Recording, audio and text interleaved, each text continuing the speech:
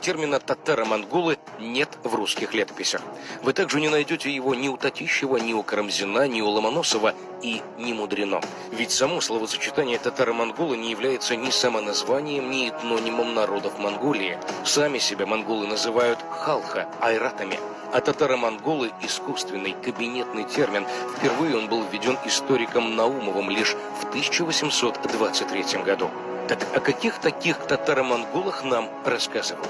Но зато была огромная империя Тартария. Она-то как раз четко обозначена и названа на древних картах и в энциклопедиях. Авторы новой хронологии Фоменко и Носовский считают, что само название «Моголия», а не «Монголия», произошло от греческого слова «мегалион» – «великий». Таким образом, «могол» – это «великий», «могучий».